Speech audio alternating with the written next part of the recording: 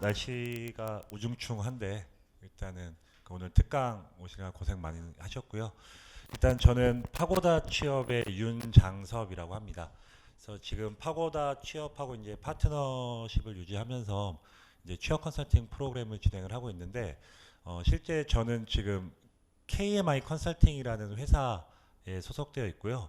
그 기업 경영을 컨설팅하는 회사에서 일하고 있습니다. 그래서 그 경영 혁신 기법 중에 그 식스 시그마라는 기법을 주로 컨설팅하는 회사인데 그 2007년부터 대학에서 그 취업 관련돼서 좀 어려움을 많이 겪다 보니까 기업에서 하는 활동들을 대학에서도 좀 와서 해달라는 요구들이 좀 많이 생기기 시작해서 제가 한 2007년부터 대학에 가서 직무교육 뭐 이런 걸 진행하다가 또 취업 컨설팅까지 좀 지금 하고 있는데 일단 오늘 그 특강 주제가 NCS에 대해서 여러분들한테 좀 알려드리려고 하는 거잖아요. 그래서 일단 편안하게 그 같이 좀 얘기했으면 좋겠는데 제가 아까 들어보니까 그 거의 대부분 이제 공기업을 준비하시는 분들이니까 NCS가 정확히 뭔지 아마 어느 정도는 아시지 않을까 싶긴 한데 아마 NCS가 정확히 뭔지 모르는 계신 분들도 꽤 있기 때문에 일단 같이 제가 간략하게 좀 소개를 해드리고 그 다음에 이제 NCS 기반으로 이제 채용을 할 때 단계별 채용 프로세스 상에서 우리가 어떤 걸 준비하면 되는지 이런 걸 좀 말씀드리려고 하고요. 제가 원래 이렇게 특강을 하게 되면 욕심이 있어서 알려드리고 싶은 게 좀 되게 많을 거 아니에요. 그래서 자료는 되게 많이 준비해 오는데 항상 좀 시간이 좀 부족한 경우들이 좀 있어요. 근데 채용 단계에서 보통 제일 먼저 진행되는 게 서류 전형이죠. 그렇죠? 그래서 많은 취업 준비하는 분들이 서류 전형부터 너무 힘드니까 소위 우리 막말로 광탈을 당하니까 실제 서류 전형에 너무 관심들을 많이 갖고 특히 서류 전형에서도 자기소개서 그렇죠? 그래서 자기소개서 관련된 내용을 좀 위주로 말씀을 좀 많이 좀 드리려고 하고요. 그 다음에 이제 뭐 필기 시험이라든가 면접 이런 부분도 있는데 나중에 기회가 된다면 이제 뭐 필기 전형이나 면접 이런 부분들 우리 어떻게 준비하면 되는지 그런 것도 좀 말씀드리도록 하겠습니다. 자 일단 그 NCS가 이제 올해 그 2015년 되면서 정부에서 상당히 많이 그 밀고 홍보도 많이 하고 그러고 있는 어떤 그 채용 시장의 하나의 어떤 트렌드가 됐는데 일단 NCS라는 게 국가 직무 능력 표준이죠. 그래서 우리나라의 대표 직업 한 800여 개 이상을 일단 그 국가에서 표준으로 만들어 놓고 그리고 나서 거기에 관련된 직무 능력을 갖고 있는 사람들을 채용하자. 그런 개념이라고 일단 보시면 될 것 같은데 일단 NCS를 개발한 어떤 큰 개념 중에 하나가 스펙을 너무 그동안 우리가 많이 쌓았다는 얘기죠. 근데 여러분들 그 기업에서 채용을 할 때 뭐 공기업이든 아니면 일반 사기업이든 스펙을 안 본다라는 게 말이 될까요? 저는 개인적으로 스펙을 안 보는 건 말이 안 된다고 생각을 하거든요. 그러니까 실제로는 처음 만난 사람인데 그 사람의 어떠한 정보도 없이 그 사람을 채용하겠다라는 건 실제로는 좀 말이 안 된다고 봐요. 그래서 실제 그 뭐 NCS에 대해서 준비할 때 간혹 어떤 분들은 이제 스펙 쌓는 게 아니다 라고 해서 준비하신 분들이 있는데 그건 좀 잘못 접근한 것 같고요. 예전에는 오버 스펙이었다는 얘기죠. 그러니까 스펙을 그동안 너무 우리가 많이 쌓은 거예요. 그래서 보통 우리가 뭐 정말 주변에 그 취업 준비 열심히 한 친구들 보면 막 자격증도 막 네다섯 개씩 있고 막 인턴도 뭐 한두 개 정도 꼭 해놓고 막 어학연수도 갔다 오고 또 뭐 토익 점수도 높고 막 이런 친구도 되게 많잖아요. 그렇죠? 아르바이트도 많이 하고 막 공모전 수상도 하고 뭐 기업 서포터즈도 하고 그러니까 그런 것들이 실제로 기업에서 지원자를 평가하고 채용하는데 판단 기준이 될 수밖에 없어요. 근데 너무 불필요한 것들을 많이 그동안 우리가 준비했다라는 거죠. 그래서 실제로 그 오버 스펙인데 그 NCS에서는 온 스펙이라고 해서 우리가 직무를 수행하는 데 있어서 가장 필요한 스펙만 준비하자 그런 개념이라고 보시면 될 것 같아요. 근데 실제로 뭐 꼭 NCS 기반의 공기업 채용이 아니더라도 제가 실제 많은 친구들 만나면서 취업 컨설팅 이런 거 할 때 보면 우리가 취업이 안 되는 여러 가지 이유가 있겠지만 실제로 기업을 좀 잘 모르는 경우가 되게 많이 있어요. 자기가 지원하려고 하는 회사가 어떤 일을 하고 있는지 잘 모르는 경우가 꽤 많고요. 가장 심각한 문제는 직무를 너무 몰라요. 예를 들어서 뭐 만났을 때 어느 직무에 지원하겠냐라고 했을 때 뭐 마케팅을 하겠다, 또는 뭐 인사를 하겠다, 뭐 품질 관리를 하겠다, 뭐 이런 친구들이 있는데 실제 그런 친구들한테 마케팅이 뭐냐, 어떤 일을 하는 거냐 이렇게 질문을 하면 제대로 답변을 못하는 친구들이 꽤 많아요. 그래서 실제 이 직무 중심 채용에서의 가장 핵심은 여러분들이 지원하는 직무에 대해서 얼마나 잘 이해하고 있느냐, 그게 가장 중요할 것 같고요. 실제로 이런 정부에서 온스펙이라고 해서 직무 중심의 채용에서는 그동안 문제가 좀 많았던 거죠. 국가 차원에서 보면은 뭐 비생산적인 비용을 유발하고 고학력이 요구되는 시대인데, 그러면 고학력자들이 취업이 잘 돼야 되는데 취업이 또 잘 안 되고 있고, 그래서 실업률은 점점 증가하고, 이런 문제점들이 좀 많았던 것 같고요. 기업 차원에서는 실제로 채용해서 직원을 뽑았는데 그 사람들이 성과를 내줘야 되는데 성과를 잘 못 냈던 거예요. 그러니까 실제로 뭐 학벌도 좋고 학점도 높고 토익 점수도 높고 자격증도 많이 취득했다고 해서 뽑아놨는데 실제로 일은 잘 못하고 있는 거죠. 그래서 기업 차원에서는 일단은 그 성과를 못 내고 있는 거고, 채용한 사람들이. 그 다음에 또 하나의 문제는 이직을 많이 해요. 그러니까 여러분들이 선배들 취업한 사람들 보면 보통 한 1년이나 2년 안에 이직한 사람들이 꽤 많이 있거든요. 실제 기업의 인사 담당자분들 만나서 가끔 이렇게 대화하다 보면 이런 말씀 되게 많이 하세요. 지금 대부분의 기업들이 제일 많이 고민하는 게 인사 파트에서 이직률이에요. 그러니까 인사 담당자들은 일할 사람 없다고 얘기하고, 취업을 준비하는 친구들 만나면 일할 곳이 없다고 얘기해요. 이게 뭐냐면 너무 그 자기가 생각했던 일들에 대해서 명확히 이해를 못했기 때문에 가보니까 자기하고 잘 안 맞는 거죠. 그래서 이제 기업 차원에서 그런 부분들이 좀 있는 거고요. 개인 이제 취업 준비 여러 개 했지만 이제 나랑 안 맞고, 그러니까 기업과 연계돼서 이제 이직에 대한 고민들을 하게 되는 거죠. 그래서 실제로 이제 오버스펙을 온스펙 형태로 바꿔보자, 이제 그런 개념이라고 보시면 될 것 같고요. NCS가 국가 직무 능력 표준인데 실제 능력 중심 채용이라고 하잖아요. 그래서 직무 역량을 평가하려고 고민을 하는 건데, 조금 이따가 구체적으로 설명을 드리겠는데요. 일단 그 직무 중심의 채용에서는 가장 핵심이 뭐냐면 어떤 직무에서 일을 하던 그걸 평가해야 되는데, 평가 기준을 보통 크게 세 가지로 생각하고 있어요. 세 가지. 그 세 가지의 기준에 맞게끔 지원자들을 평가해서 실제 성과를 낼 수 있는 사람이냐, 일을 잘할 수 있는 사람이냐, 그런 구조로 가는 건데, 취업을 하기 전에는 일단 교육가 좀 제대로 맞춰줘야 돼요. 그러니까 그 NCS는 기업에서 진행되는 어떤 직급 체계도 분리하고 있는데, 이걸 레벨 1부터 레벨 8까지 보통 이렇게 분리해 놓고 있거든요. 그래서 레벨 8은 거의 최상위 레벨로 이제 임원 정도 되는 수준이고, 보통 우리 4년제 대학을 졸업한 그 대학생들이 관리직으로 보통 많이 가려고 하잖아요. 그렇죠? 근데 관리직에서는 NCS 레벨에서 3에서 4 정도 레벨이 갖는 사람들이 보통 관리직이에요. 근데 각각의 그 레벨별로 직무별 필요 교육 프로그램들이랑 교육 시간 같은 걸 다 표준으로 만들어 놨는데 300시간 정도의 교육을 받아야 돼요. 한 레벨 3나 4 정도의 레벨을 수행을 하려면. 그러니까 직무 교육 한 300시간 이상 받아야 되는데, 그럼 여러분들 우리가 보통 대학에서 3학점짜리 15주 교육 받잖아요. 그러니까 3시간짜리 수업이니까 45시간 정도의 교육을 받는 거예요. 그러니까 한 평균 40시간 정도 교육을 받는다고 치면 300시간 정도의 교육을 받으시려면 여러분들이 한 9개에서 10개 정도의 과목을 수강을 하셔야 돼요. 근데 이 NCS를 지금 주관하는 부서가 고용노동부거든요. 산업인력공단이랑 같이. 근데 그쪽은 지금 공급 쪽을 맡아서 하는 거죠. 그러니까 수요 쪽이죠. 수요 쪽. 그러니까 수요 쪽이 뭐냐면 공기업들 당신들 이렇게 채용하세요. 지금 이렇게 밀고 있는 건데, 실제 채용자들을 공급해 주는 곳은 지금 대학이잖아요. 그렇죠? 근데 대학에서는 아직 NCS와 관련된 준비가 제가 느끼기엔 좀 덜 돼 있는 것 같아요.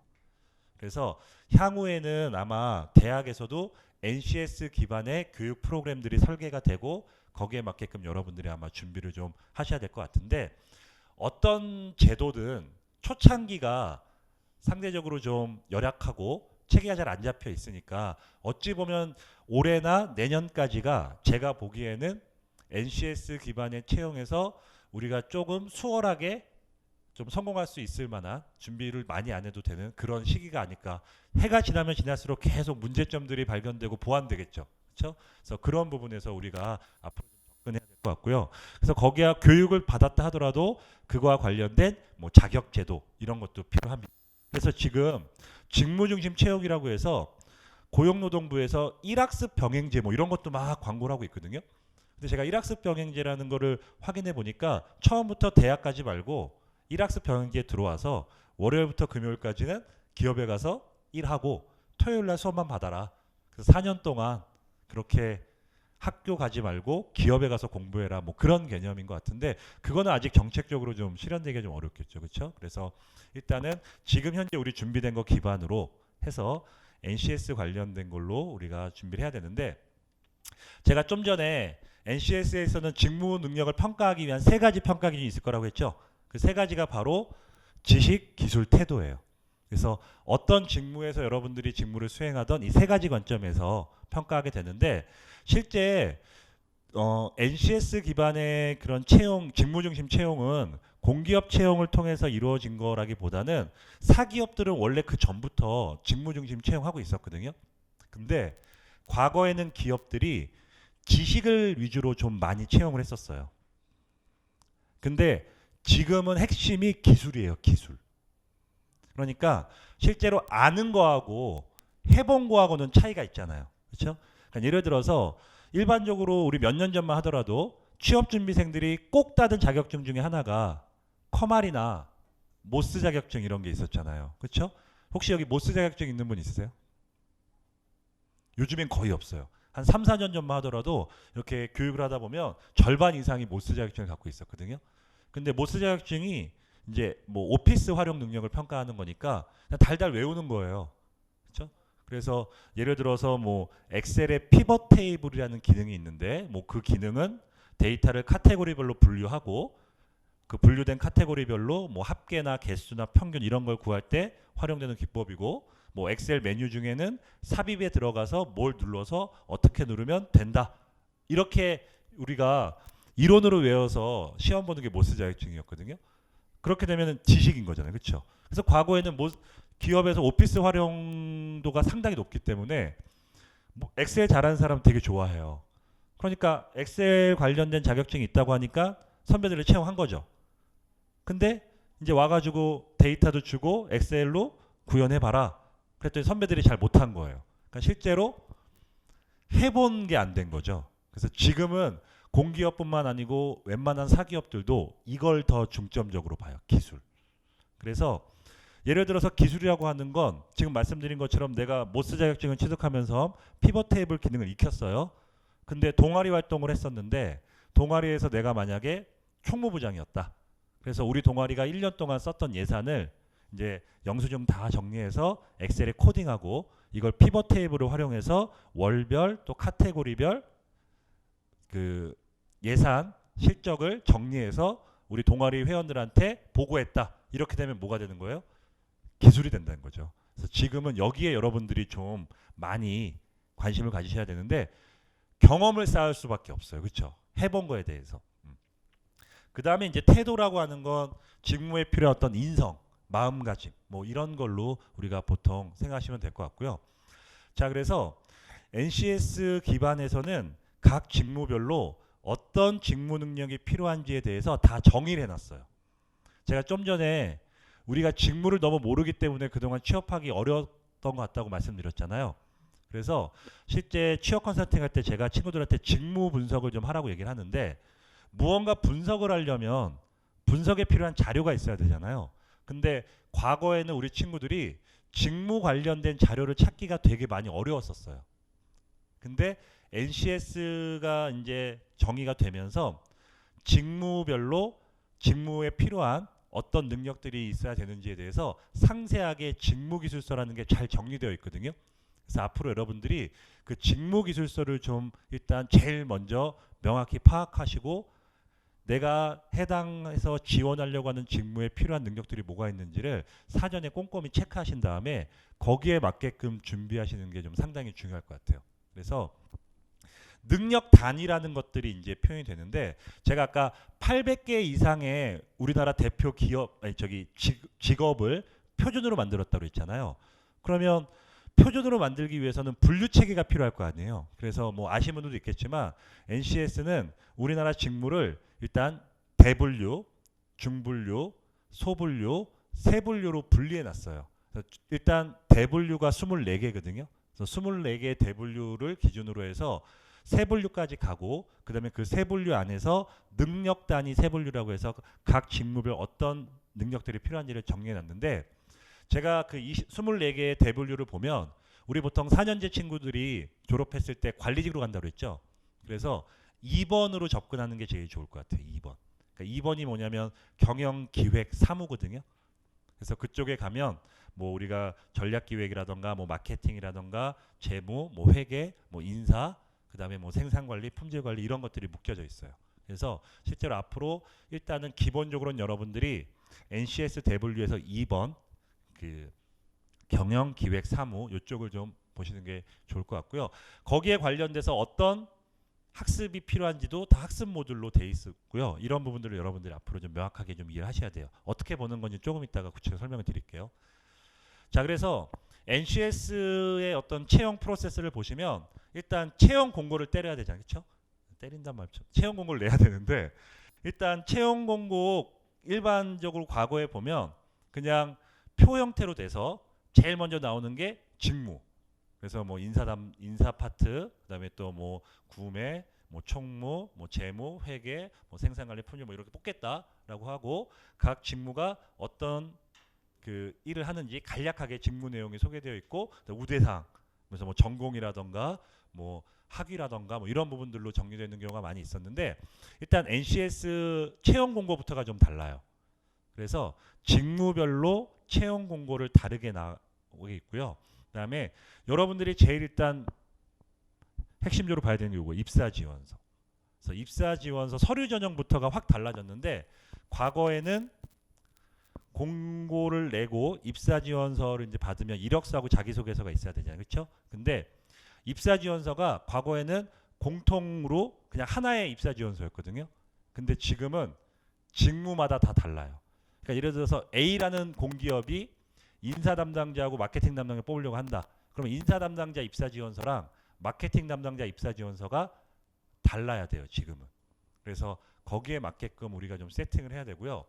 그 다음에 이제 자기소개서도 좀 상당히 힘들어요. 근데 자기소개서 이따가 구체적으로 좀 말씀을 드리겠지만 제가 아까 지식하고 기술하고 태도 세 가지 중에 뭘 가장 많이 본다고 했죠? 기술. 그래서 기술을 갖고 있는지를 판단하기 위해서는 지원자의 경험을 확인하려고 지금 기업들이 노력을 많이 하거든요. 그래서 거의 대부분의 자기소개서가 지원자의 경험을 구체적으로 작성하게끔 그렇게 질문하고 있어요. 근데 이건 꼭 공기업 NCS뿐만 아니고 사기업들도 몇 년 전부터 계속 그렇게 지금 자기소개서가 그 문항이 항목들이 그렇게 변화하고 있고요. 여기서 일반 기업과 다른 가장 큰 차이점이 뭐냐면 경험기술서랑 경력기술서를 또 써야 돼요.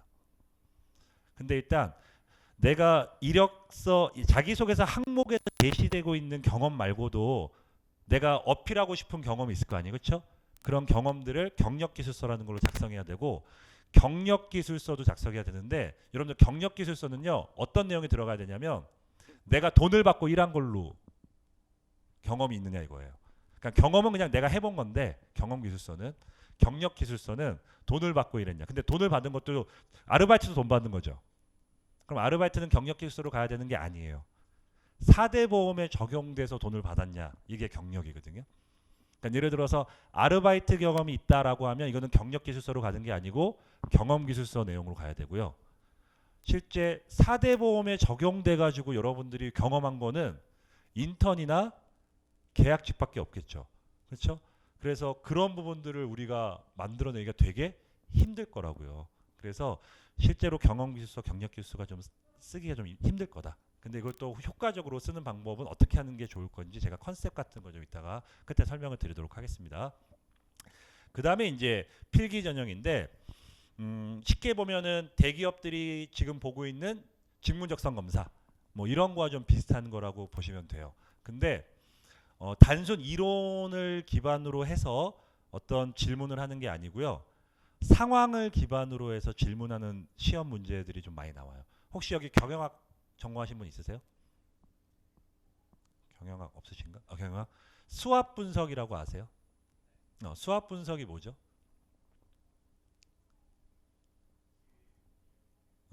그래서 자기 회사의 강점과 약점, 시장에서의 기회와 위협, 요걸 기반으로 시장 현황을 파악한 다음에 뭐 SO 전략, 뭐 W 전략 뭐 이런 식으로 해서 접근하는 건데 예를 들어서 과거의 시험 문제라고 하면 다음 중 수합 분석에 해당되는 것이 아닌 것을 뭐 고르시오. 뭐 이런 형태였잖아요. 그렇죠? 근데 지금은 그게 아니고 예를 들어서 뭐 전략기획 담당자가 시장 조사를 통해서 수합 전략으로 사업 전략을 수립하려고 한다. 그래가지고 보기를 몇 개 이렇게 이제 지정해 놓고 다음 중 SO 전략에 들어갈 내용은 무엇입니까? 이런 식으로 기본적으로 수학 분석이 뭔지를 알고 있어야 되고 거기에 필요한 경험을 기반으로 자기가 거기다 쓸 수 있는 능력이 있어야 되는 거예요. 그래서 그런 형태의 필기 시험으로 진행이 되고요. 그 다음에 이제 면접인데 면접은 보통 한 4가지 형태로 진행이 돼요. 조금 이따가 다시 한번 설명드리겠지만 근데 NCS 면접에서 제일 먼저 보는 게 역량 면접이에요. 근데 이걸 좀 더 그 구체적으로 표현하면 역량 구조화 면접이라고 하는데요. 과거에는 기업에서 공기업도 마찬가지였는데 면접을 만약에 본다라고 하면 인사 담당자가 예를 들어서 내일 모레 면접 봐야 돼요. 지금 서류 전형하고 필기 전형까지 다 끝났어요. 근데 예를 들어서 보통 실무 면접 먼저 보게 되는데 실무 면접이면 예를 들어서 마케팅 부서사를 뽑는다. 그럼 마케팅 담당자나 영업 쪽 담당자가 와야 될 거 아니에요. 그렇죠?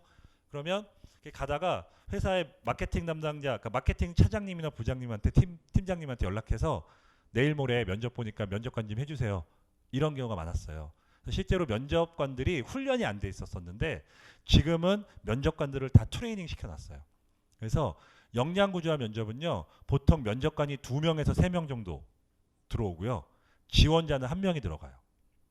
그래서 20분에서 한 40분 정도 면접을 보는데 아마 여러분들 그 역량구조화 면접 한번 보고 나오시면 어떤 느낌을 받으실 거냐면 내가 이 사람들한테 오늘 내가 털렸구나. 그런 느낌을 좀 받으실 거예요. 그래서 그 지원자의 경험을 기반으로 해서 완전히 그 어떤 경험들이 있었는지를 아주 구체적으로 캐물어요.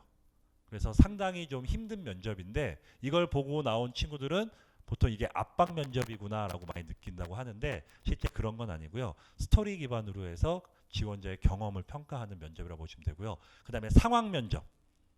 뭐 예를 들어서 뭐 한국 뭐 관광공사에서 최근 뭐 중국과의 어떤 협약을 통해서 뭐 그 법령이 바뀌었는데 이 바뀐 법령에서 중국 시장에서 우리가 진출하는 데 있어서 뭐 사업 계획을 짜려고 한다. 근데 이 사업 계획에서 중국 시장 분석을 하는 데 있어서 어떠한 분석을 수행하면 되는지 한번 설명해 보세요. 뭐 이런 식으로 어떤 상황을 준 다음에 지원자의 생각을 물어보는 그런 상황 면접이라는 것도 있고요. 그 다음에 뭐 발표 면접, 토론 면접, 이건 우리 보통 PT 면접, 토론 면접 그런 형태로도 진행이 돼요. 그래서 이게 좀 상당히 면접이 제일 중요하거든요. 실제로는 채용 프로세스상에서. 그래서 나중에 이런 걸 좀 준비하시면 되는데 제가 한 가지 여러분들한테 좀 얘기하고 싶은 게 요 크게는 3단계잖아요. 서류 전형, 그 다음에 필기 전형, 면접. 서류 전형이나 필기 전형은 혼자 준비해도 돼요. 그렇죠? 근데 면접은 절대 혼자 준비할 수가 없잖아요. 그렇죠? 그래서 스터디 같은 거 하시는 게 좀 상당히 효과적일 것 같아요. 그래서 면접 같은 건 스터디로 해야 되는데 스터디할 때 주의사항은 친구들이랑 스터디하는 게 아닙니다. 그렇죠?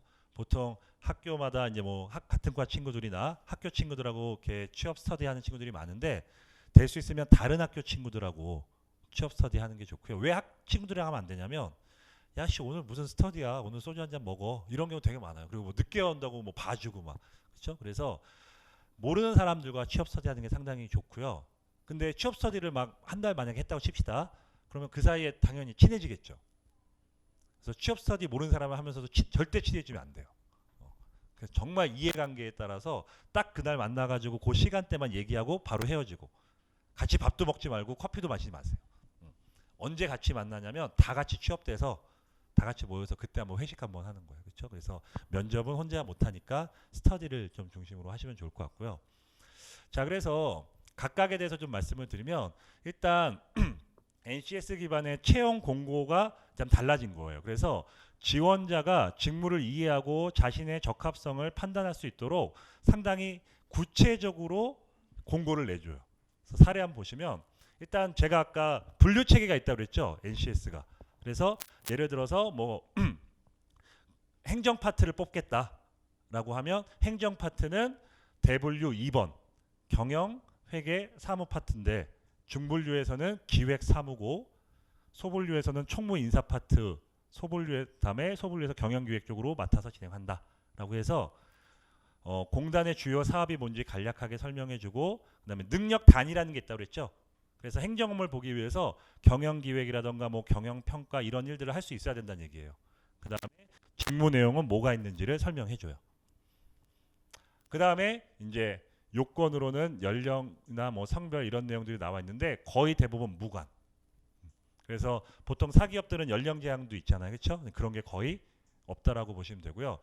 올해 한참 NCS가 이제 한창일 때 저희 회사에 취업 컨설팅 같이 하신 분들이 우리가 그거 한번 해보자. 일단은 컨설팅을 하려면 NCS 채용이 어떻게 되는지 알아야 되니까 서류 전형을 우리가 한번 넣어보자라고 해서 가상의 인물로 세 군데다가 뒀어요. 그래서 27살짜리 한 명이랑 32살짜리 한 명이랑 37살짜리, 그때 당시에 산업인력공단에서 36세인가 37세 신입사원이 뽑혔다고 해서 그렇게 해서 놓았어요. 근데 27살, 32살 다 붙었어요. 근데 36세인가 37세로 놓은 것만 떨어지고, 그래가지고 문자 받았거든요. 필기 전형 언제 보러 오라고. 근데 세상에 없는 사람이었으니까 이제 시험으로 안 갔지만, 보니까 자기소개서나 경력기술서, 경험기술서가 실제 우리 친구들이 쓰기 되게 어려운 수준이었거든요. 그래서 앞으로 그걸 좀 준비를 좀 잘해야 될 것 같고요. 그다음 이제 공단에 관련된 내용도 이렇게 쭉 얘기를 해주고, 그다음에 이제 직무 수행, 아까 필요 지식, 기술, 태도 요 관점에서 물어본다고 그랬죠. 그래서 예를 들어서 행정 분야에 지원하는 사람은 어떤 필요 지식이 있어야 되고, 기술은 뭐가 있고, 업무 태도는 뭐가 있는지, 이런 부분들로 연결하고요. 조금 이따가 설명을 드리겠지만, 이렇게 세 가지 지식, 기술, 태도로도 보지만, 기본적으로 기업에서 일을 하는 사람 입장에서 기초적으로 필요한 공통 능력이 있다라고 또 생각하고 있어요, NCS는. 그래서 직업 기초 능력이라는 게 있는데, 직업 기초 능력이 또 10가지가 있어요. 그래서 그 10가지가 또 매칭이 돼야 돼요. 예를 들어서 행정 담당자한테는 직업 기초 능력 10가지 중에 몇 번이 필요하다. 이런 식의 내용까지 다 전개되기 때문에 이거 여러분들 직업 기초 능력이라는 것도 우리가 또 공부하고 준비를 좀 해야 돼요. 자, 그래서 이렇게 이제 채용 공고문이 지원하는 분야마다 명확하게 나와 있고요. 그 다음에 이제 입사 지원서인데, 입사 지원서에서는 지원자의 어떤 식별하기 위한 최소한의 정보만 물어본다. 그러니까 일단은 학교 안 써요. 전공도 안 쓰고, 실제 몇 년 전만 하더라도 공기업 취업자들은 신의 아들이라고 그래서, 신의 자식이라고 그래서 막 학부 엄청 좋고, 막 토익도 거의 만점 가까이 받고, 학점도 좋고, 엄청나게 소위 말하는 취업 스펙이 좋은 사람들이 채용이 됐었는데, 지금은 그런 게 아닌 수준으로 좀 바뀌었거든요. 그래서 우리한테 좀 기회가 좀 많아졌다라고 볼 수 있을 것 같고요. 그 다음에 이제 경험기술서와 경력기술 아까 설명을 드렸는데, 이 사례로 이따가 좀 설명을 드릴게요. 자기소개서 항목도 상당히 좀 많이 디테일해졌고, 특히 이 자기소개서 항목들은 제가 좀 전에 말씀드렸던 10가지 직업기초 능력, 그걸 기반으로 설계되어 있어요. 그래서 그런 부분들이, 일단 입사지원서를 보시면, 이따 요거를 제가 그걸로 한번 보여드릴게요. 바로 여러분들 그 나중에 네이버에다가 국가직무능력 표준이라고 해서 여러분들이 검색을 하시게 되면 이렇게 바로 사이트 확인할 수가 있거든요. 그래서 국가직무능력 표준 여기에 들어와서 나중에 회원가입하시고 로그인을 하셔야지 좀 자료를 다운받아서 볼 수가 있어요. 그래서 그거 보시는 거 말고도 NCS 직무 중심 채용이라는 게 있어요. 직무 중심 채용. 그래서 제가 지금 말씀드리고 있는 채용 프로세스 단계별로 설명 다 돼 있어요. 실제로는. 그래서 서류 전형은 어떻다라는 거랑 예시문이 다 있고요. 여기 이제 입사 지원서 잠깐 볼게요. 입사 지원서 여기 예시를 보시면 예를 들어서 지금 인사 담당자 뽑으려고 하는 거죠. 자, 근데 지원 구분은 신입이냐 경력이냐 체크하고 이름 적고 생년월일 적고 자기 연락처 주소 말고 쓰는 게 없어요. 그 다음에 학점도 안 쓰고 전공도 안 쓰고 저기 학교도 안 써요. 근데 중요한 게 뭐냐면 일단 지식이 있어야 되니까 인사 담당자가 필요한 지식이 뭐가 있는지를 이렇게 몇 가지를 정의해 놓은 거예요. 예를 들어서 경영, 경제, 회계, 무역 관련된 수업을 받아야 되고 그 다음에 통계 관련된 수업을 받아야 되고 그러니까 대학에서 이 들었냐 그걸 질문하고 있는 거죠. 그러면 체크를 예 또는 아니요 이렇게 해야 돼요. 그러니까 지금 혹시 4학년 친구들은 이게 복구가 안 되죠. 이번에 졸업을 하게 되면 벌써 나는 다 수업을 들었는데 근데 만약에 혹시 여기 이 자리에 뭐 2학년이나 3학년 친구 있다라고 하면 앞으로 수강 신청을 하실 때라도 직무기술서를 먼저 정확히 판단하신 다음에 그 다음에 또 예전에 올해 나왔던 공기업들의 입사지원서를 보신 다음에 필요한 전공 과목들을 들으시는 게 중요할 것 같아요. 자, 근데 이런 직무 교육들을 실제로 그러니까 그 관련 교육들을 학교에서 전공으로 들을 수도 있지만 외부 교육 프로그램으로 들을 수도 있죠. 그래서 밑에 보시면 똑같이 또 직무 교육으로 관련된 걸 들었냐 이렇게도 체크할 수 있어요. 자, 근데 나중에는 여기 보시면 이걸 체크했다 하더라도 얘라고 체크했으면 여기서 배운 내용이 주로 뭐였는지 구체적인 과목명을 쓰고 그 다음에 주요 내용을 간략하게 써줘야 돼요. 이력서에. 근데 여기 지금 예를 들어서 2번이 통계죠. 통계 개론을 들었다. 되게 유리할 거 아니에요. 그렇죠? 근데 통계학 시장조사 분석 시장조사라는 과목을 들은 거예요. 시장조사 및 설계 이런 과목을 들었다라고 하면 실제로는 통계 내용이 과목에는 명시되어 있지 않지만 시장조사 설계 이런 과목을 듣다 보면 그 교육 프로그램 안에서 통계에 대한 부분을 간략하게 배워요. 그래서 내가 만약에 통계 과목이 없고 통계 관련된 교육 내용이 내가 들었던 전공 과목에 있다라고 하면 일단은 쓰는 게 좋을 것 같아요. 제 생각에는. 그리고 나서 대신 여기 주요 내용에 시장조사 내용에서 뭐 SPSS라는 통계 프로그램을 활용해서 그 뭐 빈도값 설문 데이터를 기반으로 해서 뭐 빈도나 아니면 뭐 카이스케어 검정이나 아니면 뭐 회계 분석 이런 걸 수행해 봤습니다. 이렇게 쓰면 된다 이거죠. 그래서 이런 부분들을 여러분들이 잘 설계를 해놔야 돼요. 그러니까 명확하게 내가 인사를 가겠다라는 목표 의식이 뚜렷하지 않으면 이게 안 된다는 얘기죠. 그렇죠? 내가 마케팅을 하겠다라는 뚜렷한 목표 의식이 있지 않으면 NCS 채용 일단 자체는 되게 힘들 수밖에 없어요. 그래서 그렇게 여러분들이 접근하셔야 될 것 같고요. 자, 그 다음에 이제 자격증도 쓰는데 일단 자격증은 당연히 국가 공인 자격증을 먼저 쓰게 돼 있고요. 지금은 국가 공인 자격증들이 다 코드 번호로 다 분리되어 있어요. 그래서 거기에 맞게끔. 그래서 이게 다 시스템으로 구현되기 때문에 가면은 이렇게 다 코드 번호로 다 등록되어 있을 거고요. 우리나라 자격증이 크게 두 가지잖아요. 국가 공인과 민간 자격증도 있어요. 민간 자격증은 한국직업능력개발원이라는 곳에 심의를 받아가지고 패스가 돼야지 등록번호라는 게 나오거든요. 그게 돼야지만 인정받을 수가 있는데 국가공인 자격증 말고도 그 민간 자격증들 같은 경우도 직업능력개발원에 등록되어 있는 민간 자격증 여러분들이 취득한 게 있으면 다 쓸 수 있게 돼 있어요. 근데 문제는 예를 들어서 내가 자격증이 갖고 있는데 인사 파트에 지원하려고 하는데 예를 들어서 무슨 마케팅 자격증이 있다. 그럼 이거는 쓴다 하더라도 마이너스 점수 낼 수밖에 없어요. 그렇죠. 그러니까 인사 관련된 자격증이 있어야 돼요. 예를 들어서 품질 관리에 지원한다. 그럼 일단 제일 좋은 건 품질 관리 기사죠. 품질 관리 기사 자격증이 있어야 되고 또 그거와 관련된 여러 가지 민간 자격증들이 있으면 그거를 등록해야 되는데 품질 관리 담당 지원하는 친구가 뭐 예를 들어서 무슨 그 말씀드린 마케팅 관련된 자격증을 갖고 있다라고 하면 그거를 등록해봤자 점수에 반영이 안 된다라는 거예요. 그러니까 내가 지원하는 직무와 관련된 자격증이 있어야 된다는 얘기입니다. 그게 일단 중요할 것 같고요. 그 다음에 이제 경력. 그래서 경력도 이제 어디서 언제 근무했는지 이런 부분들로 얘기해야 되는데 일단 경력으로 제일 인정받기 좋은 건 인턴이잖아요. 인턴. 그렇죠? 근데 인턴 자체가 요즘에 사기업들도 공채로 잘 안 뽑고 인턴 제도로 거의 대부분 운영해서 인턴으로 먼저 뽑았다가 그중에 몇 퍼센트만 정직원 채용하잖아요. 그래서 인턴 들어가기는 거의 공채 채용하고 거의 비슷한 지금 수준이 됐거든요. 그래서 인턴 경험이 있으신 분들은 당연히 상당히 효과적이고 나중에 취업하실 때 도움 많이 받을 수가 있는데 인턴 들어가기 좀 힘들잖아요. 그렇죠? 그래서 요즘에 많은 대학의 취업센터들이 공기업이든 사기업이든 인턴 경험을 되게 많이 요구하니까 근데 우리 친구들이 인턴을 잘 못하니까 약식으로나마 해준 게 현장 실습이죠. 현장 실습.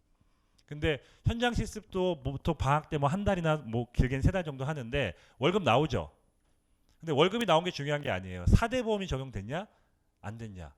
그게 중요한 거거든요. 그래서 인턴 경험이 일단 제일 좋은데 여러분들 그 다음으로 우리가 4대 보험이 적용시켜서 얘기할 수 있는 게 계약직이거든요.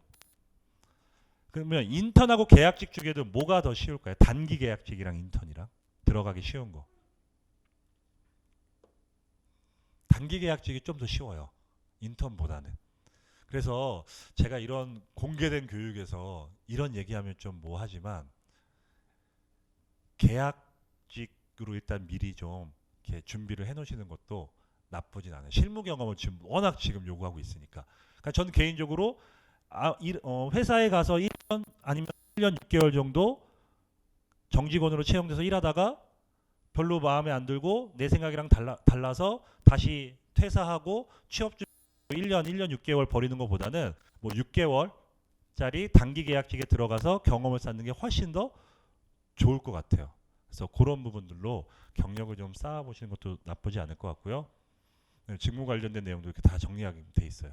그래서 이렇게 해서 우리가 입사 지원서 자체가 기존 포맷하고 좀 많이 다르다 이렇게 보시면 될 것 같고요.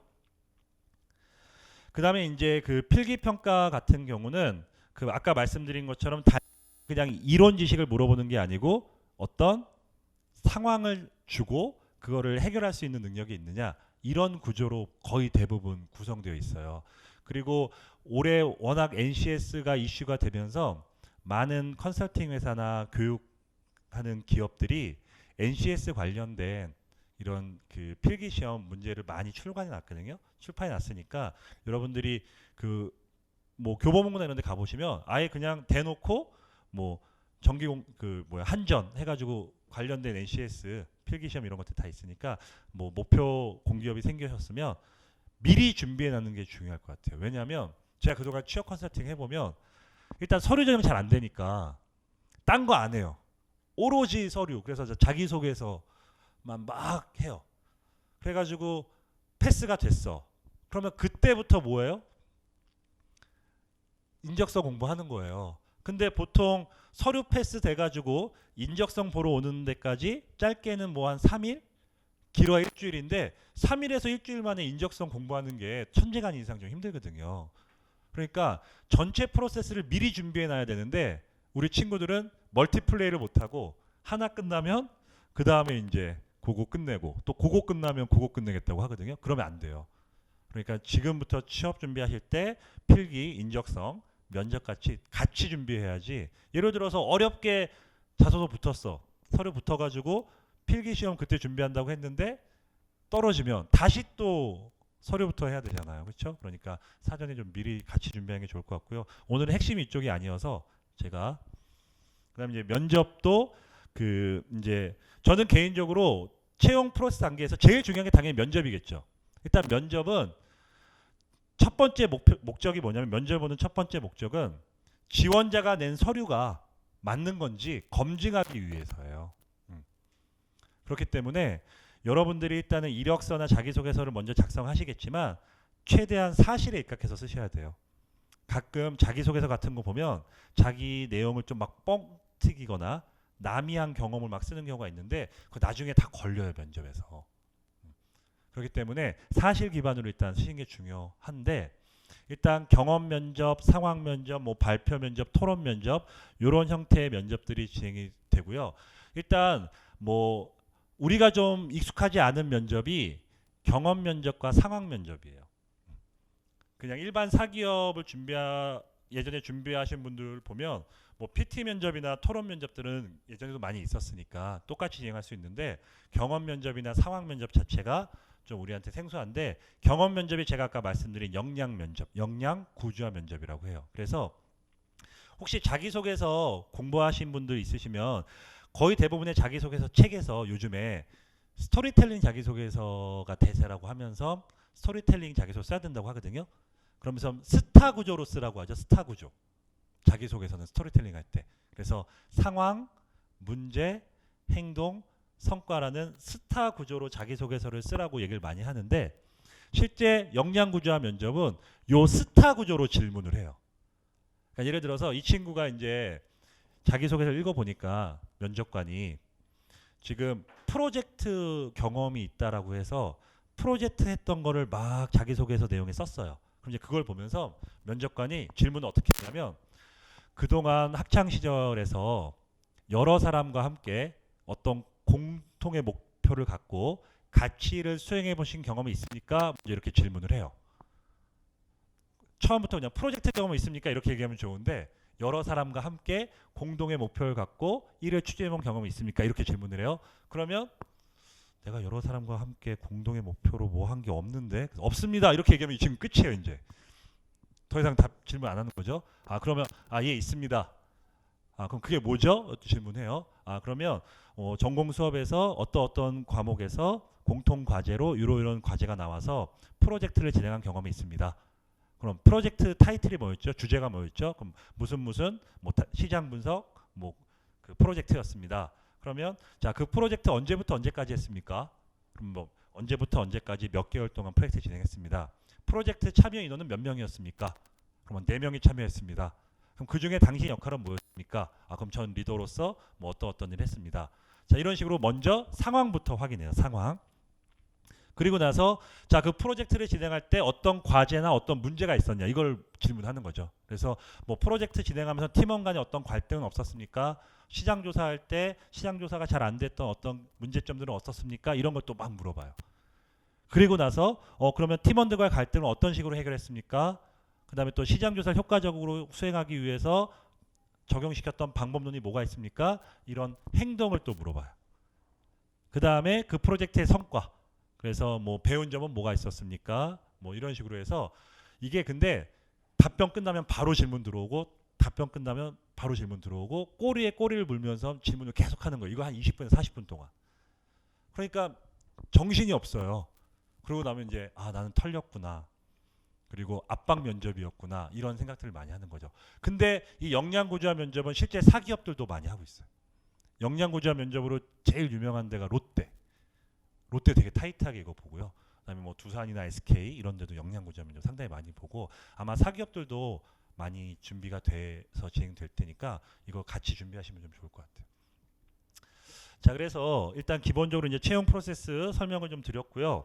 그 다음에 이제 제가 아까 지식, 기술, 태도, 이것도 공통적으로 이제 크게 이제 그 안에서 보는 거고, 직업 기초 능력이라고 해서 10가지가 있다고 말씀드렸죠. 그래서 일단 역량에 대해서 좀 말씀을 드리면, 우리가 어떠한 직무를 수행하던 기업 실무자에게 업무에 필요한 능력이 보통 역량이라고 하는데, 직무 역량을 평가하는 것에 많은 노력을 그동안 기울이고 있었어요. 그래서 이거를 공통적으로 지식, 기술, 태도로 가겠다. 그래서 제가 아까 지식, 기술, 태도로 말씀드렸는데, 지식이라고 하는 건 업무 수행에 필요한 어떤 방법론이나 이론 이런 걸 알고 있느냐 이건데, 요건 좀 메모하셨으면 좋겠는데, 우리가 만약에 지식을 어필할 수 있는 내용이라고 하면 일단 당연히 첫 번째로 전공 과목이겠죠. 그렇죠? 그 다음에 꼭 대학 수업에서 들은 게 아니더라도 여러분들 외부 교육 프로그램에서 들었던 것도 지식으로 우리가 어필할 수 있고요. 그 다음에 그 뭐 저널이나 논문 이런 걸 내가 봤다.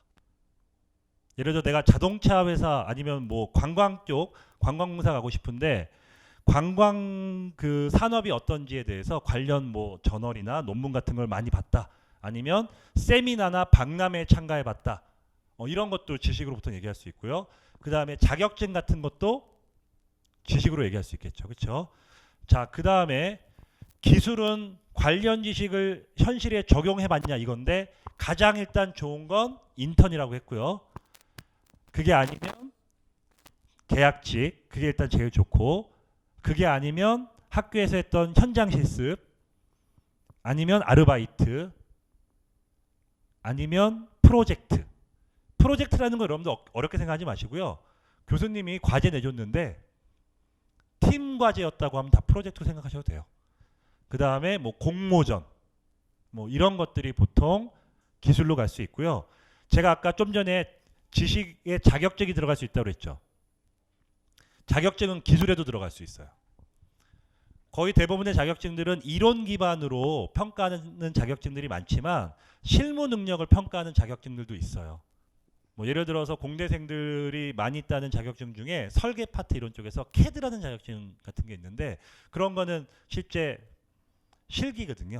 그래서 실기 위주의 자격증들은 기술로도 우리가 얘기할 수 있을 것 같아요. 그 다음에 태도는 인성 이런 거기 때문에 사고 능력 이런 거기 때문에 실제로 웬만한 기업의 인재상에 들어가 있는 것들 있잖아요. 주로 뭐가 많죠? 기업의 인재상들 보면 뭐 도전, 뭐 열정, 그렇죠? 그다음에 뭐 글로벌 마인드, 그다음에 뭐 창의, 그렇죠? 뭐 이런 부분들인데 이런 것들은 보통 우리가 인성을 얘기할 때는 대외 활동 경험이 좋을 것 같아요. 대외 활동 경험. 근데 대외 활동 경험이라고 하면 우리가 보통 얘기 많이 하는 게 뭐 동아리라던가 학생회 이런 걸로 얘기를 많이 하는데 봉사활동 이런 걸로 하는데 저는 동아리나 학생회나 봉사활동보다는 다른 대외 활동이 더 효과적이라고 보는데 왜냐하면 동아리나 학생회나 봉사활동은 같은 또래 같은 계층의 사람들과 한 거죠. 근데 실제로 기업에서는 여러 계층의 사람들과 일을 해야 되거든요. 그렇기 때문에 예를 들어서 동아리보다는 동호회가 좋아요. 제가 느끼기에는. 그 다음에 뭐 서포터즈 활동 아니면 뭐 어학연수 이런 거. 근데 어학연수도 실제로 우리 친구들 어학연수 뭐 미국이나 캐나다 이런 데 많이 가는데 실제 가보면 뭐 6개월이든 1년이든 외국 친구들하고 얘기를 많이 해야 되는데 맨날 한인타운 가서 놀고 파티한다고 하더라도 동양계 중국 일본, 한국 친구들하고 많이 놀기 때문에 그런 경험보다 실제 외국인 친구들과 했던 경험들을 해외 연수나 이런 쪽에서 우리가 얘기할 수 있을 것 같고요. 그래서 그런 경험들을 잘 정리해 놓는 게 일단 중요할 것 같다. 자, 그래서 이 그 세 가지 큰 틀에서 평가를 할 때 기초적으로 이제 10가지 직업 기초 능력을 얘기하고 있는데 이제 첫 번째가 일단 의사소통 능력이에요. 근데 우리가 보통 의사소통이라고 하면 대화하는 거잖아요. 그렇죠? 그래서 대화를 보통 말로 한다고 생각을 많이 하는데 여러분들 기업은요. 커뮤니케이션의 80% 가까이가 다 문서예요. 그래서 문서 작성 능력 이런 게 상당히 좀 중요할 수 있고요. 실제로 의사소통 잘하려면 어떻게 해야 되냐 우리 친구들한테 질문을 하면 상대방 얘기 잘 들어주고 내 생각을 조리 있게 잘 설명하면 된다라고 얘기를 하는데 의사소통에서 여러분들 제일 첫 번째로 선행돼야 되는 게 뭐냐면 이해해요. 이해. 상대방이 한 이야기를 이해해야지 대화가 될 거 아니에요. 그렇죠? 자, 근데 우리가 일반적으로 쓰는 언어들과 기업에서 쓰는 언어들은 조금 달라요. 그러니까 예를 들어서 뭐 면접에 갔는데 A라는 회사에 면접에 갔어요. 근데 면접관은 이렇게 질문해요. 지금 지원자분은 우리 회사 MS가 얼마인지 아세요? 이렇게 질문을 한다고요. 그러면 답변을 거의 대부분 잘 못하거든요. 못하는 이유가 MS가 뭔지 모르기 때문에 답변을 못하고 있는 거예요. 우리 친구들이. 그렇죠? 그러면 벌써 면접관과 지금 의사소통이 안 된 겁니다. MS라는 걸 이해 못했기 때문에. 근데 만약에 지원자분 우리 회사 시장 점유율이 몇 프로인지 아세요? 이렇게 질문하면 이제 시장 점유율이 뭔지 아니까 정확히 몰라도 몇 퍼센트예요 이렇게 때릴 수는 있잖아요. 찍을 수는 있잖아요. 그렇죠? 근데 시장 점유율이 몇 퍼센트예요? 라고 질문해 주면 참 고맙겠는데 MS가 얼마냐고 물어본다고요. MS가 이제 마켓 쉐어잖아요. 그렇죠? 그러니까 그런 식으로 기업에서 쓰는 용어들을 여러분들이 좀 알고 있는 것도 좀 상당히 중요할 것 같아요. 기업의 글쓰기 구조도 좀 다르기 때문에 그런 부분들도 여러분들이 좀 이해하면 좋을 것 같고요. 그다음에 수리 능력. 기업이요 또 하나 좋아하는 게 숫자로 얘기하는 거 상당히 좋아해요. 미국에 그 되게 유명한 경영학자 중에 피터 들어간 사람이 있었는데 경영자들 웬만한 기업의 경영자들이 그 사람이 한 얘기 되게 좋아해요. 뭐라고 얘기했었냐면 측정할 수 없으면 관리할 수 없다. 그러니까 기업의 경영자들은 관리해야 되잖아요. 그렇죠? 우리 회사가 얼마나 잘 운영되고 있는지 관리해야 되는데 그 관리를 숫자로 한다 이거죠. 그래서 숫자로 자기의 성과를 평가할 수 있는 그런 능력들이 상당히 중요하다.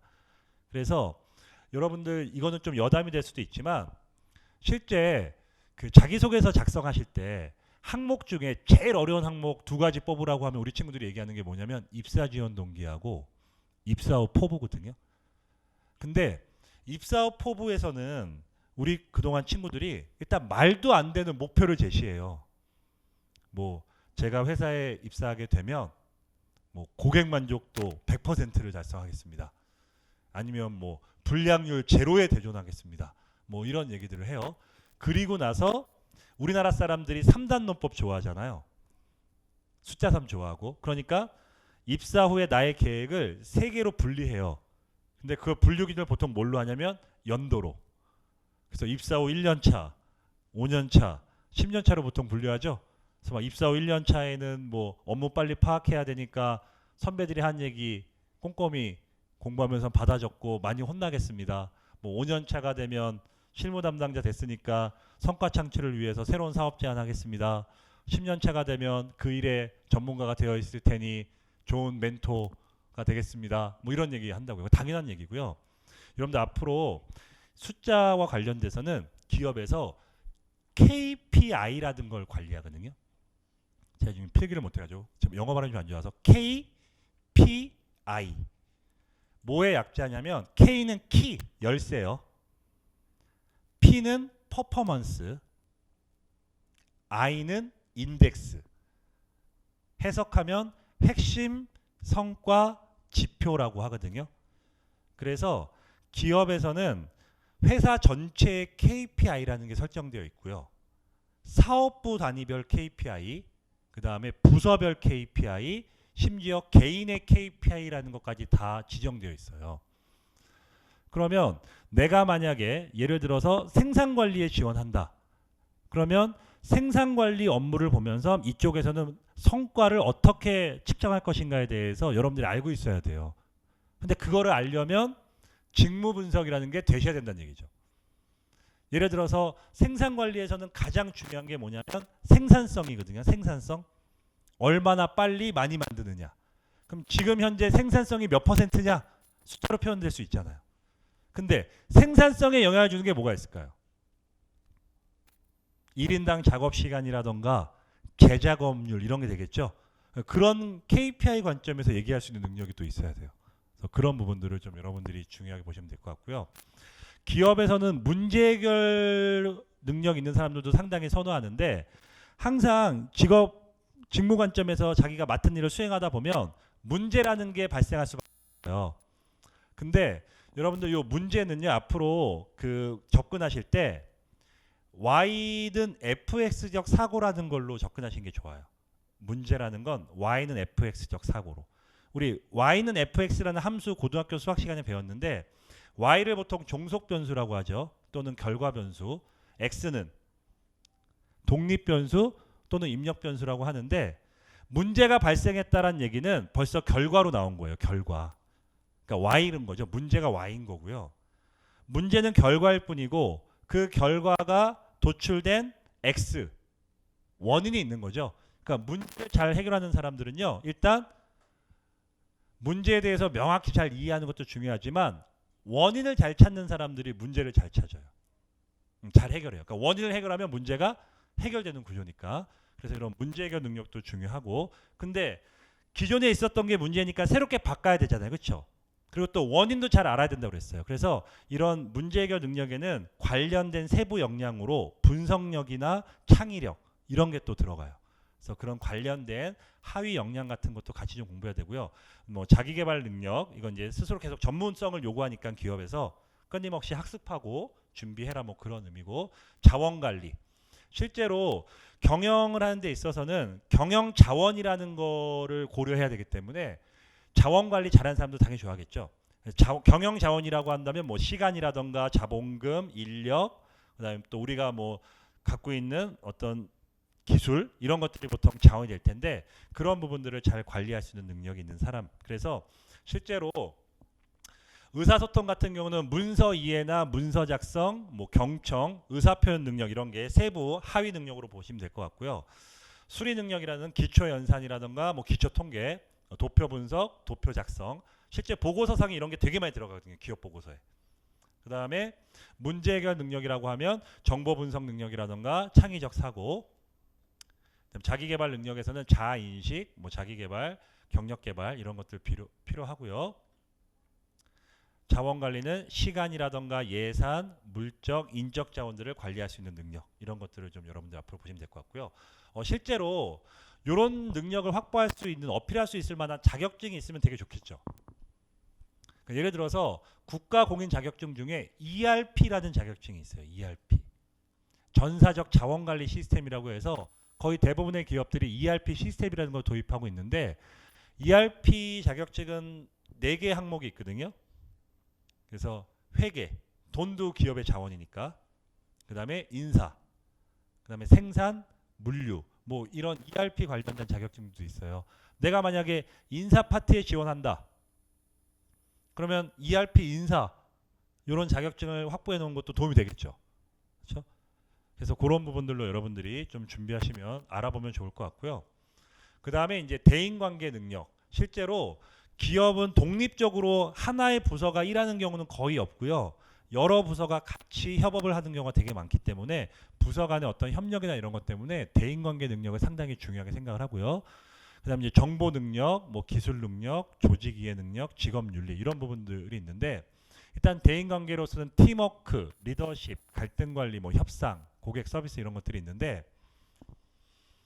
나중에 여러분들 실제 회사에 가보시면 경영자들이 직원들한테 크게 2가지를 많이 강조하는데요. 첫 번째가 주인의식이에요. 주인의식. 당신 회사처럼 생각하고 열심히 일하세요. 근데 여러분 회사가 아니죠. 그렇죠? 사장은 따로 있으니까. 그 다음에 또 얘기 많이 하는 게 뭐냐면 조직에 대한 헌신에 대해서 얘기를 많이 해요. 그래서 뭐 팀워크 이런 걸 상당히 중요하게 생각을 하거든요. 왜냐면 팀 단위 활동을 많이 하니까. 그래서 그런 부분들 여러분들이 좀 이해하면 좋을 것 같고요. 자, 지금 기업은 그동안 고객이든 시장이든 정보들을 되게 많이 쌓아놨어요. 근데 이런 정보가 많은데 필요한 정보만 잘 활용해서 쓰는 것도 상당히 중요한 능력이겠죠. 그래서 최근 몇 년 전부터 사회적으로 이슈가 됐던 뭐 빅데이터 뭐 이런 것들이 보통 정보 활용 능력이 될 수가 있는데, 그래서 컴퓨터 활용 능력, 정보 처리 능력 이런 것들이 이제 요구가 될 거고요. 그래서 뭐 컴퓨터 활용 능력 시험 이런 자격증 같은 것들은 실제로 공기업들은 어느 정도 과거에 가산점도 주고 했었으니까 컴퓨터 활용 능력 중요할 것 같은데, 이런 거는 자기가 지원한 직무와 관련된 어떤 특정한 프로그램을 다룰 수 있는 게 전도 좋을 것 같아요. 그러니까 뭐 워드나 파워포인트 이런 거 다루는 거는 그냥 기본인 거고, 특정 프로그램을 다룰 수 있는 능력 이런 게 좀 더 그 중요한 역량으로 들어갈 수 있을 것 같고요. 그 다음에 이제 기술 이해력이라든가 기술 선택, 기술 적용인데, 이거는 실제로 우리가 경험으로 얘기하는 게 가장 좋고, 기술사 자격증 같은 걸로도 우리가 보통 이제 얘기를 할 수 있는 부분들이긴 한데, 이런 거 좀 참고하시면 좋을 것 같고요.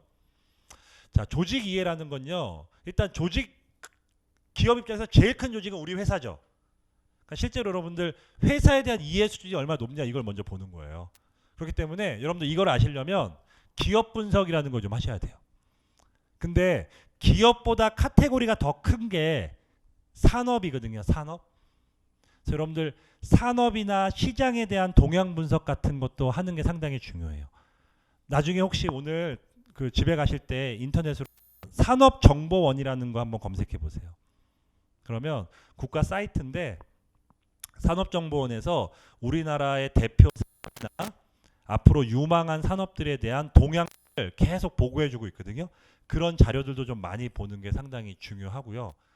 그 다음에 이제 그 기업과 관련된 자료들도 좀 많이 찾아보셔야 돼요. 근데 사기업들은 상장기업 주식 투자 분석 사이트 이런 데 가면 기업 분석 자료들을 많이 볼 수 있거든요. 근데 공기업들은 그런 자료들이 그렇게 많진 않아요. 그래서 국가에서 얘기하는 어떤 그 산업과 관련된 정보들로 관련 기업 정보들을 좀 확인할 수밖에 없고요. 그다음에 조직 체계 이해라던가 뭐 경영 이해, 업무 이해, 당연히 직무 분석 이런 게 당연히 돼야 된다는 얘기고, 그다음에 이제 직업 윤리, 뭐 도덕성이라던가 공동체 윤리 이런, 왜냐하면 특히 공기업들은 이걸 중요하게 볼 수밖에 없죠. 공동체, 그렇죠? 공익을 위해서 만들어진 조직이니까. 그래서 그런 형태로 직무 역량들 10가지가 뭔지 명확히 좀 이해하시는 게 중요할 것 같고요. 제가 아까 NCS 직무 능력 채용, 직무 중심 채용이라는 사이트 있었죠. 거기 가보시면 이런 10가지 정보에 대해서 학습 자료들도 되게 많아요. 그런 것들 여러분들 앞으로 좀 학습하실 필요가 있을 것 같아요. 자, 그래서 일단은 채용 프로세스 상에서 제일 먼저 진행되는 게 서류 전형이죠. 서류 전형에서도 우리가 제일 힘들어하는 게 자기소개서예요. 그래서 간략하게 제가 여러분들한테 어떤 식으로 자기소개서를 접근하면 좋은지에 대해서 좀 설명을 드릴게요. 일단 기술을 위주로 지금 채용을 많이 하려고 하는데, 기술은 지원자의 경험으로밖에 판단할 수가 없다. 그러니까 지원자가 어떤 경험이 있는지를 우리는 구체적으로 설명해 줘야 돼요. 그래서 사회적으로도 스토리텔링이 상당히 이슈가 되고 있는데, 이 스토리텔링이라는 게 상대방에게 알리고자 하는 바를 재미있고 생생한 이야기로 설득력 있게 전달하는 행위라고 되어 있어요. 근데 거의 대부분의 공기업들이나 사기업들은 최근에 자기소개서 자체가 스토리텔링을 요구하고 있거든요. 그래서 우리는 앞으로 스토리텔링 자기소개서를 써야 돼요. 그래서 자, 스토리텔링 자기소개서에서는 우리는 상대방이 누굴까요? 상대방. 채용 담당자겠죠. 알리고자 하는 바는 자신이 지금 어떤 능력이 준비되어 있는지, 어떤 역량이 있는지, 그 다음에 생생하고 재미있는 이야기 대신 우리는 구체적으로 사례를 중심으로 써야 돼. 내가 경험한 거를 설명해 줘야 돼요.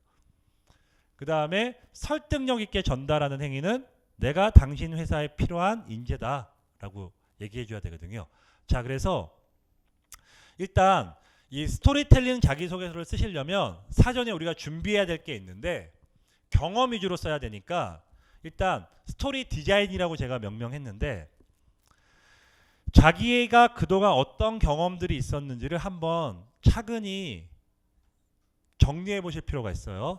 자, 근데 여기서 여러분들 주의하실 점, 대학 생활에서 경험만 정리하세요.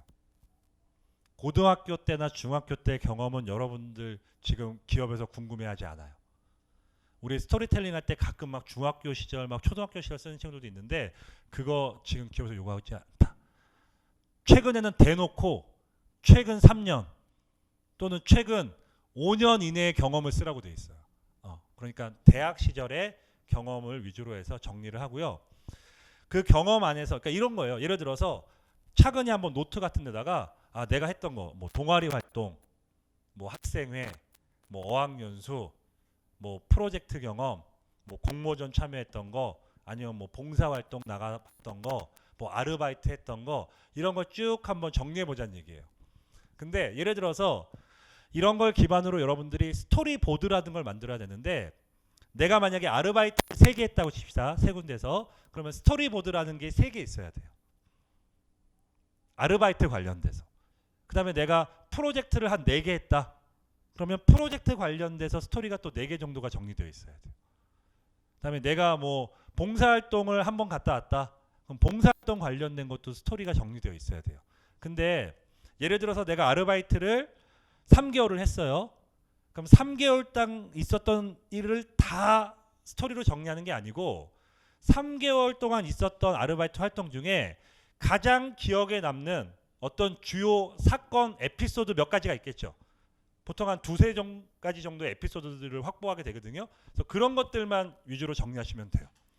그 다음에 이게 다 끝나면 내가 지원하려고 하는 회사에 당연히 인재상이라던가 자기소개서 항목들에 대해서 정확히 분석을 좀 하신 다음에 각 주제 항목 대비해서 만약에 내가 지원하려고 하는 공기업이 자소서 항목이 5개다.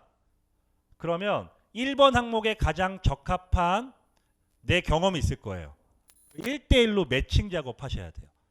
그리고 나서 이제 자기소개서를 쓰기 시작해야 되거든요. 그래서 그런 구조로 좀 써야 되는데 스토리보드라는 게 이런 식으로 정리하시면 되는 거예요. 제가 그냥 사례로 하나 했는데 자, 내가 만약에 동아리 활동을 했다.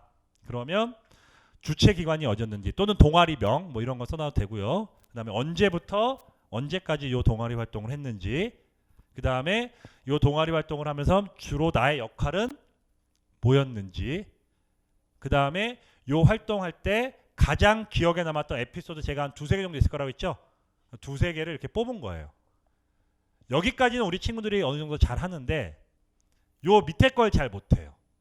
그러니까 예를 들어서 동아리 정기 공연을 준비했다. 그럼 이 경험에서는 기획력이라는 걸 어필할 수 있다라는 걸 여러분들 찾아야 되는 거예요. 근데 공연 준비라는 게 새로운 거 만들어야 되죠. 그렇죠? 그러면은 새로운 거를 기획해야 된다는 얘기잖아요. 그러니까 기획력이 필요한 거고 스폰서 확보를 하는데 제가 여기다 창의력이라고 써놨죠. 그 이유가 뭐냐면 스폰을 받으러 가면 학교 주변에 이런 뭐 동아리 행사 같은 거 할 때 운영비가 필요한데 스폰 받으러 다니잖아요. 그렇죠? 그럼 스폰 해달라고 하면 잘 안 해주잖아. 그래서 예전에 스폰 받던 방식을 과감하게 새로운 방식으로 도입해서 학교 주변의 상인들한테 스폰을 받으러 갔더니 만약에 스폰을 많이 받았다라는 경험이면 거기서는 창의력이 있는 거죠. 이런 식으로 기업에서 요구하는 역량들과 관련돼서 매칭을 시키는 거예요. 나의 에피소드가 어떤 역량을 어필할 수 있는 에피소드였는지. 이렇게 해서 스토리보드를 정리해놔야 돼요. 그러니까 말씀드린 것처럼 만약에 동아리 3군데서 했으면 동아리 관련된 스토리보드가 3개.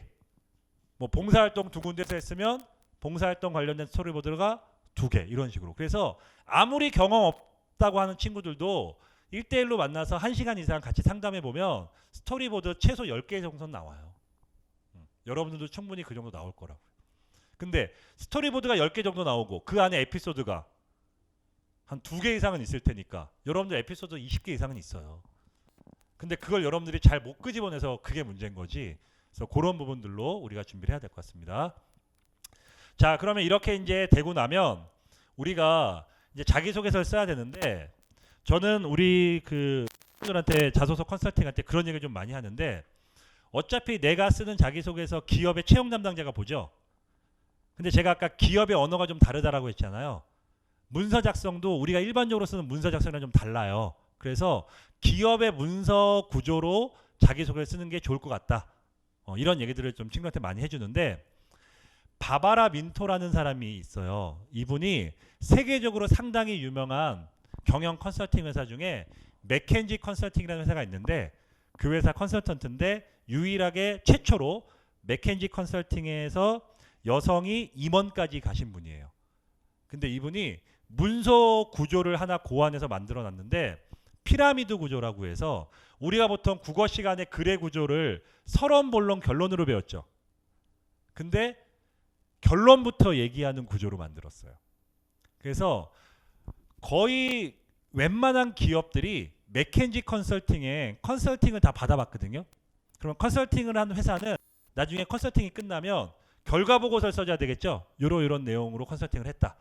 근데 맥켄지 컨설팅에서 바바라 민터가 만들었던 피라미드 구조로 문서를 다 쓰다 보니까 컨설팅을 받았던 기업들이 그 문서를 보니까 이거 너무 상당히 보기도 편하고 효과적으로 잘 작성한 거예요. 그래서 그 이후부터 거의 대부분의 기업들이 맥켄지식 보고서를 많이 쓰거든요. 그래서 이런 구조로 우리가 자기소개 쓰면 어떨까라는 생각을 하는 거예요. 거의 대부분의 자기소개서 책들 보면 제일 먼저 자기소개서 2갈씩으로 쓰라고 되어 있죠. 결론부터 얘기해라. 근데 결론부터 얘기하라는 거에 대한 이유를 잘 설명을 안 해주시더라고요. 그 이유가 이것 때문이에요. 기업의 문서 구조는 결론부터 얘기한다. 그러니까 우리는 여기에 뭐가 들어가야 돼요? 자기소개서에서. 저 이런 능력 있어요 라고 먼저 어필하는 거예요. 근데 아무리 내가 이런 능력이 있다라고 어필해도 상대방이 안 믿죠. 그걸 믿게 하는 방법이 이제 스토리라는 얘기죠. 이런 경험을 했으니 내가 이런 능력이 확보됐다라는 그런 구조로 가는 겁니다. 자, 근데 이 바바라 민토의 그 피라미드 구조가요. 두 가지 형태가 있어요. 직렬형이 있고 병렬형이 있는데 일단 둘 다 결론부터 얘기하는 건 똑같죠. 자, 근데 결론을 얘기한 다음에 하나로 연결해서 쓰는 거예요. 상황, 문제, 행동. 이렇게 스토리를 갖고서 쭉 연계해가지고 결론에 대한 어떤 뒷받침을 하는 설명을 해주는 게 직렬형 구조고요. 병렬형은 결론을 먼저 얘기한 다음에 독립적으로 분리해서 설명하는 거예요. 근데 우리 아까 자기소개서에서 쓰기 힘든 항목이 입사 후 포부도 있지만 입사 지원 동기도 어렵잖아요, 여러분들. 우리가 그동안 입사 지원 동기가 상당히 감성적으로 썼거든요. 근데 입사 지원 동기에서는 제일 먼저 어떻게 접근해야 되냐면 내가 기업을 선택한 이유에 대해서 써줘야 되는데 그게 절대 감성적이면 안 되고요. 내가 지원하는 그 기업이 어떤 산업에 속해 있고 어떤 시장에서 사업을 하기 때문에 그 산업이나 시장의 동향이 어떻다라는 걸 먼저 얘기해주고, 근데 당신 회사가 지금 이쪽 시장에서 사업을 수행하는 데 있어서 어떤 활동들을 하고 있는지를 어필해 준 다음에, 근데 그 어필을 내가 지원한 직무와 연계해서 하셔야 돼요.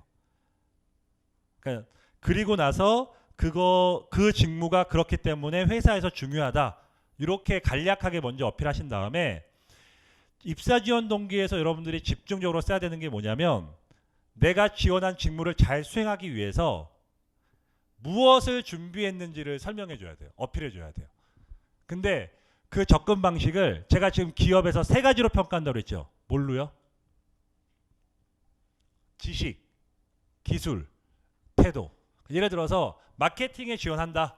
그러면 저는 마케팅 전문가가 되기 위해서 그동안 다음과 같은 준비를 해왔습니다. 라고 시작해서 제일 먼저 마케팅 관련된 지식 습득을 위해 노력했습니다.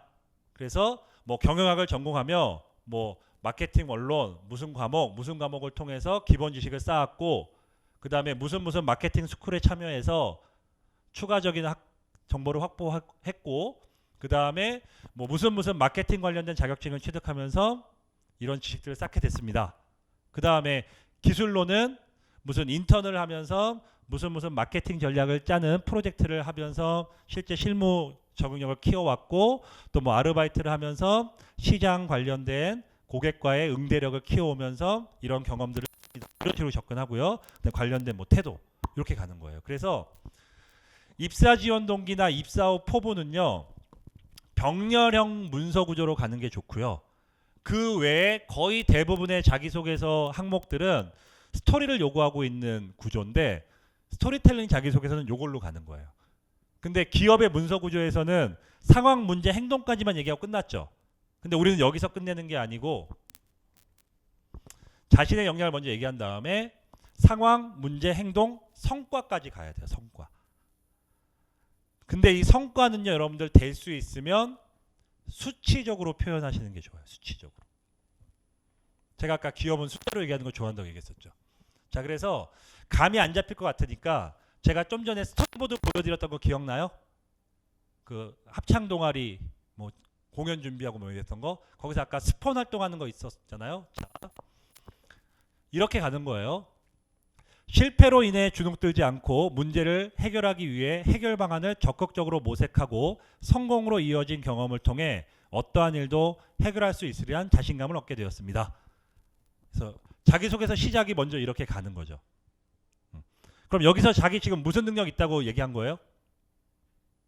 문제 해결 능력이 있고 자기는 좀 도전적인 사람이다 라고 얘기를 한 거예요. 그럼 이거 믿어요, 안 믿어요? 안 믿으니까 이제 자신의 스토리로 얘기한 거죠. 그래서 일단 상황을 보시면 대학 시절 합창 동아리 정기 공연에서 필요한 비용 확보를 위해 스폰서 활동을 계획하게 되었습니다. 그 다음에 이제 문제. 주변 학교 점주들은 동아리 스폰서 활동에 호의적이지 않았습니다. 그래서 행동. 공연 홍보 포스터와 공연할 노래 20여 곡을 CD로 제작해서 스폰 활동 시 점주들한테 증정했습니다. 그러니까 가서 그냥 스폰해 주세요 이렇게 얘기한 게 아니고 우리가 어떤 공연을 하는지 알리기 위해서 포스터 만들고 실제 공연에서 부를 노래를 CD로 제작해서 들려준 거예요. 그 이후에 다시 스폰하러 갔더니 과거보다는 점주들이 스폰을 많이 해줬고 그 해 몇 명? 150명이 공연을 관람했대요. 그러니까 이런 구조로 가면 실제 설득력을 높일 수 있다는 얘기죠. 자, 그래서 일단 그런 관점에서 실제 기업이 스토리텔링 자기소개서를 요구하고 있는 거를 한번 봅시다. 2015년 한국 공항공사 자기소개서 내용들인데, 일단 경력기술서 보시면 본인이 지원한 분야의 직무와 관련해서 지금 기업 조직에 속되어 행동한 내용과 관련돼서 역량 및 구체적 행동, 주요 성과에 대해서 작성해 주십시오 라고 되어 있어요. 딱 이렇게 구체적으로 뭘 쓰라고 되어 있죠. 인턴하고 아르바이트 중에 뭐가 좋다? 인턴. 그러니까 원래는 아르바이트도 돈은 받긴 받죠. 근데 여기서는 돈 받는 것까지는 경력으로 쳐준 거예요.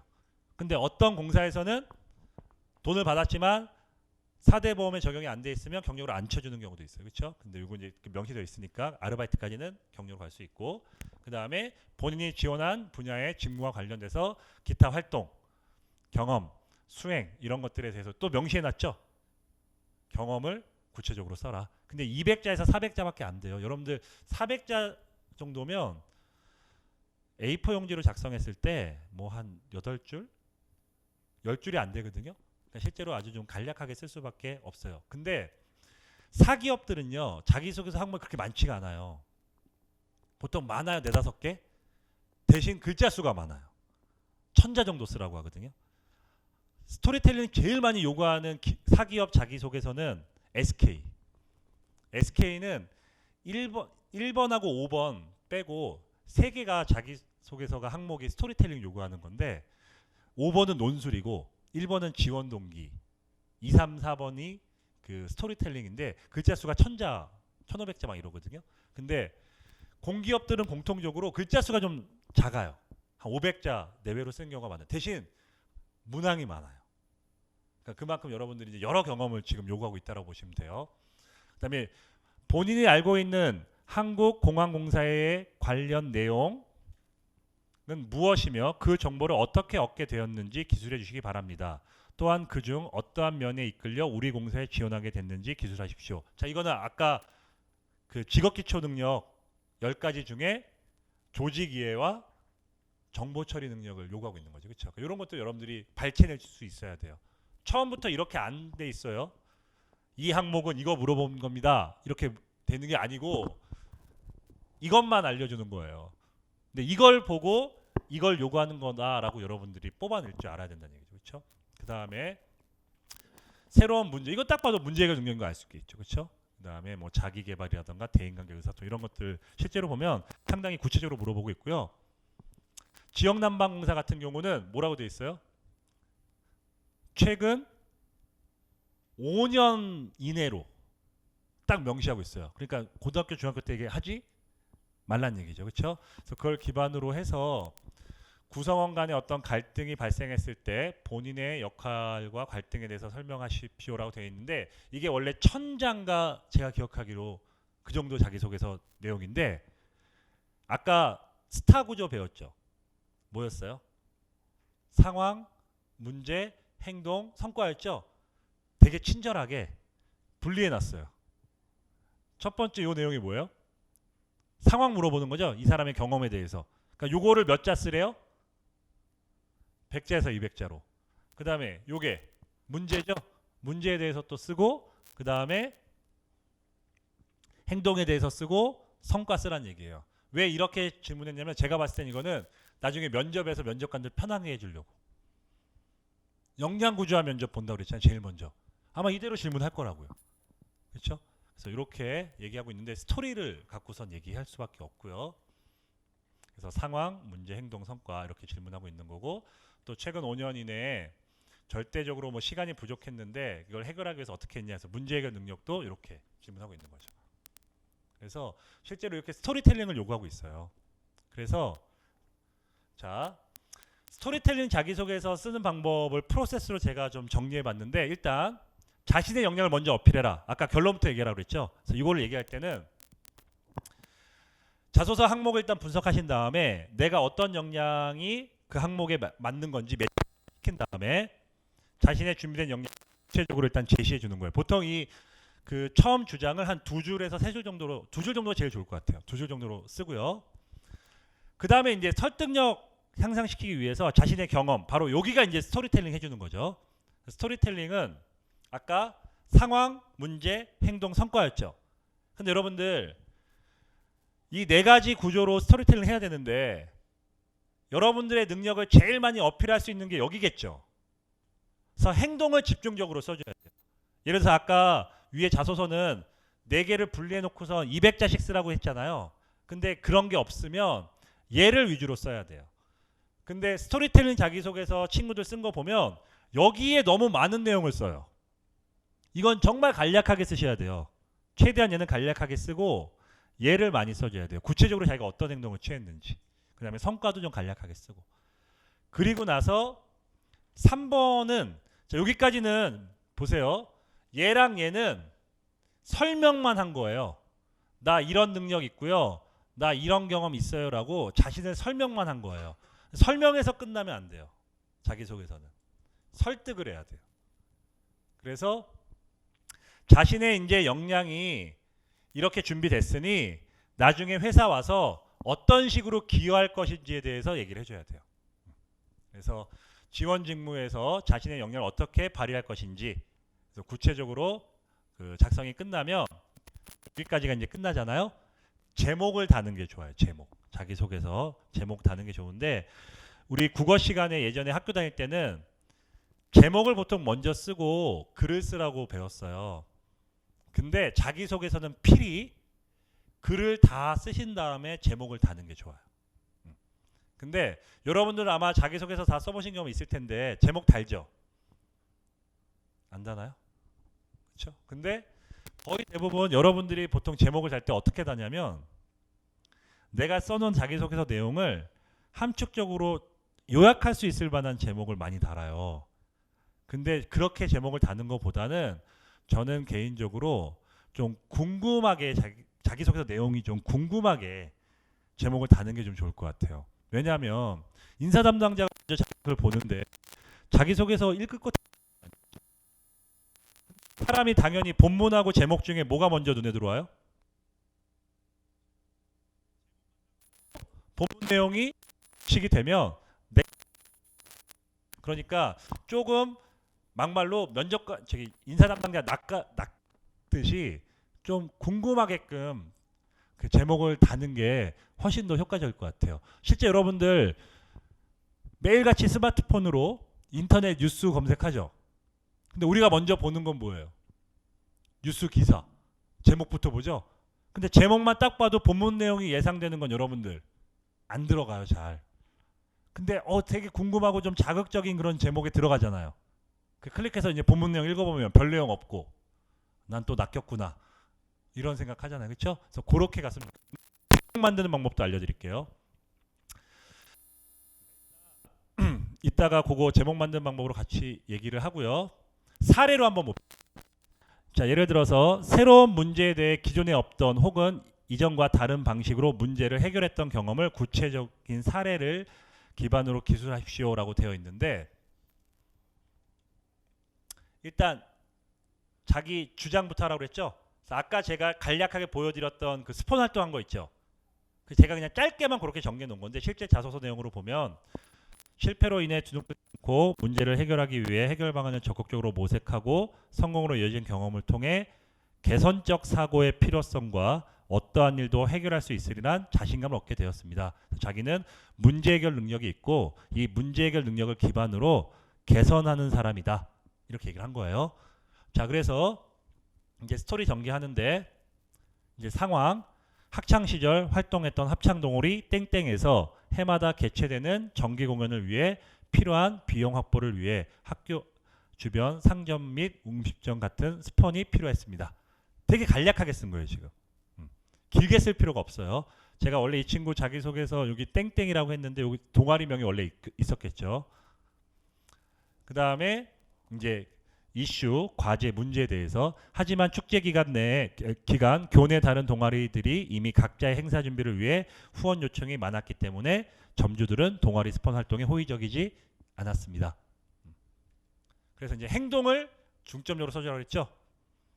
이를 극복하기 위해 열린 동아리 운영기 회의에서 저는 기존에 확보한 회원들의 회비로 공연 홍보 포스터를 제작하여 스폰서 확보를 위한 활동에서 점주들에게 공연에 대한 정확한 정보를 제공하고 추가적으로 공연하게 될 노래 20여 곡을 담은 CD를 함께 증정해서 스폰 활동의 의도에 대한 진정성을 보여주자고 제안했습니다. 회의에서. 그랬더니 이게 채택이 돼서 포스터하고 CD를 제작을 했고 스폰 활동 시 점주들한테 증정을 했다. 그래서 두 번째 스폰 활동에서 놀랍게도 더 많은 후원금을 확보하게 됐다. 이게 행동이고요. 그래서 이제 성과, 넉넉하게 확보된 후원금으로 공연 준비를 효과적으로 진행할 수 있었고 후원해 주신 점주들께서 저희가 증정한 포스터를 자발적으로 가게에 게시해 주면 덕분에 150명 넘는 사람이 공연을 관람했다. 여기까지가 이제 스토리로 설명한 거죠. 여기까지는 나를 설명한 거고 이제 설득. 이러한 경험은 개선적 창의는 기반이 되었으며 업무를 추진하는 데 있어 기존에 진행했던 업무에 대한 리스크를 철저히 통제하고 관리해서 보다 효율적인 업무 프로세스 구축을 위해 노력하겠습니다. 그러니까 내가 나중에 회사 가서 이런 능력을 어떻게 써먹겠다 라고 해서 끝내야 돼요. 그 다음에 이제 제목을 달아야 되는데 여기가 제일 중요하죠. 내 능력을 어필할 수 있는. 그렇죠? 그래서 행동에서 나온 자기소개서 내용 중에 핵심 단어가 있을 거예요. 그 핵심 단어를 몇 개 뽑아보세요. 그래서 그 단어를 영어나 숫자 형태로 표현해가지고 자기소개서 제목으로 다는 게 상당히 효과적일 것 같아요. 그러면 아까 이 자기소개서 지금 보여드린 거에서 행동에서 핵심 단어가 뭘까요? 포스터 제작이랑 CD에다가 20곡 담은 게 핵심이었죠. 과거에는 그냥 가서 스폰서 이거였는데 이번에는 포스터로 알리고 CD 들려줬잖아요. 이게 핵심이었죠, 행동에. 그래서 이걸 갖고 우리가 자기소개서 잡는데 제목을 다는데 원래 이 친구한테 내가 제목 따라봐 그랬더니 창의적으로 문제를 해결하다 이게 제목이었어요. 근데 만약에 제목이 그렇게 돼 있으면 뭐 본문 내용 읽을 필요 없잖아요. 분명 여기 문제 해결 창의적으로 했다는 내용이 있겠구나. 근데 제가 이 친구한테 달아준 제목은 땡땡의 CD 20곡이에요. 그럼 여러분들 만약에 제목을 딱 봤는데 땡땡의 CD 20곡 이러면 본문 내용이 전혀 예상이 안 되죠. 그럼 실제로 이제 좀 관심을 갖게 된다고요. 근데 읽어보면 스토리텔링 되어 있으니까 쉽게 빠르게 읽을 수 있고 그 친구의 경험이, 지원자의 경험이 평가자 머릿속에 들어오고 설득력이 높아져요. 예를 들어서 제가 예전에 얼마 전에도 그 한국에서 컨설팅 할 때 제목 달아줬는데 혼자 맞이한 생일상 이게 제목이에요. 본문 내용 예측돼요? 전혀 안 되죠. 근데 실제 내용을 보면 그 친구가 학교 기숙사 자치위원회 위원이었는데 기숙사에서 어떤 행사를 기획을 한 거예요. 근데 어떤 행사를 할까 고민하다가 기숙사 생활하는 친구들은 집에서 떨어진 친구들이죠.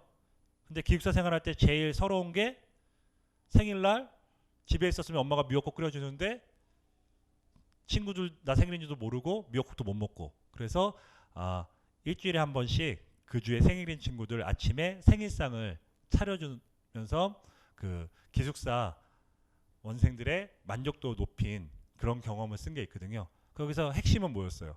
생일상 만들어준 거였죠. 그래서 혼자 맞이한 생일상 이게 제목이었거든요. 이런 식으로 우리가 접근하시는 게 좋을 것 같아요. 그래서 거의 대부분 이렇게 자기소개서 항목들이 스토리텔링 되어 있으니까 이런 구조로 접근하시고요. 아까 실제로 제가 이제 NCS 올해 몇 명 컨설팅을 했었는데 자기소개서 이거 쓸 때 제일 어려워하는 게 이거더라고요.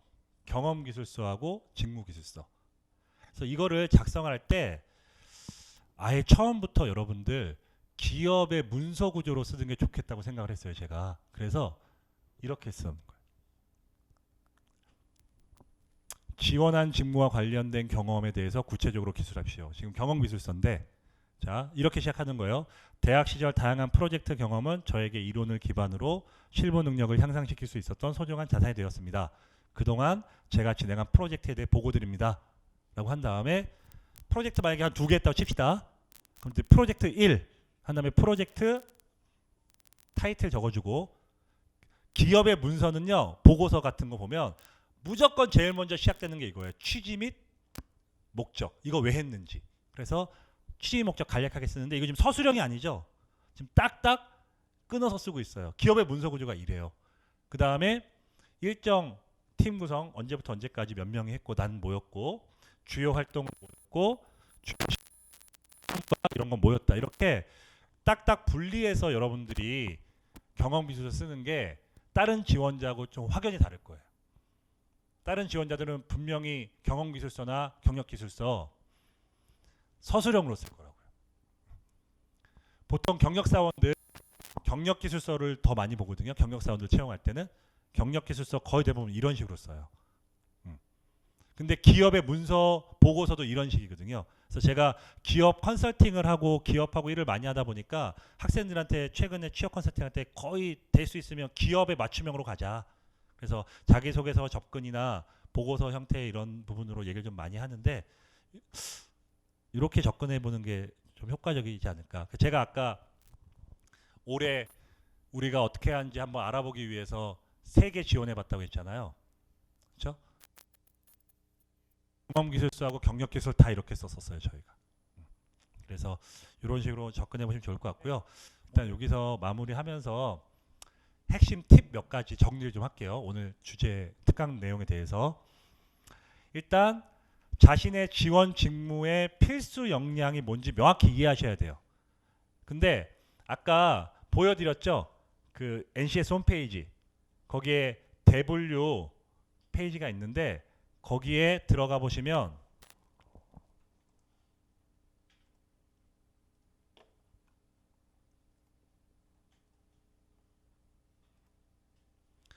여러분들 요거를 보시면 되는데 NCS 학습 모듈 검색이라는 게 있어요. 여기 들어가시면 분야별 검색이라고 있죠. 자, 일로 들어가시면 1번부터 24번까지 있는데 만약에 2번이다. 그러면 밑에 중분류에 4가지가 있죠. 기획, 총무인사, 재무회계, 뭐 생산품질. 그럼 만약에 나는 뭐 재무회계다. 그러면 또 재무랑 회계 나눠지죠. 만약에 재무다. 그러면 또 예산과 자금으로 나눠져요. 만약에 예산이다. 그럼 예산에 필요한 직무 능력이 뭐가 있는지를 정리되어 있고 여기에 들어가면 직무 그래서 한글이든 파워포인트 저기 이게 로그인을 해야지 다운받을 수가 있거든요. 그러면 여기에 예를 들어서 요 관련된 그 직무 수행에 대해서 지식, 기술, 태도가 쭉 정리되어 있어요. 그래서 그런 걸 여러분들이 앞으로 좀 명확히 이해하시면서 제가 지금 말씀드린 직무 역량을 좀 정확히 이해하셔야 되고요. 그 다음에 두 번째가 지식, 기술, 태도인데 제일 중요하게 보는 게 기술이다. 그러니 경험을 잘 정리해놔야 된다. 그래서 마지막으로 경험을 스토리보드로 활용해서 일단 디자인을 잘 해놓으면 이게 자기소개서 쓸 때도 좋지만 면접 제일 먼저 보는 게 형태가 뭐라고 했어요 아까? 역량구조 면접이라고 했죠. 그거 정리 안 해놓고 여러분들 역량구조 면접 보면 대응이 안 돼요. 그래서 스토리보드 이런 걸 좀 잘 정리해 놓는 게 중요하실 것 같아요. 그래서 일단 이렇게 해서 뭐 좀 시간이 좀 짧긴 했는데 제가 오늘 준비한 그 강의는 마치도록 하고요. 그 궁금한 사항 있으신 분들은 끝나고 이제 개별적으로 와서 좀 질문을 받도록 하겠습니다. 수고하셨습니다.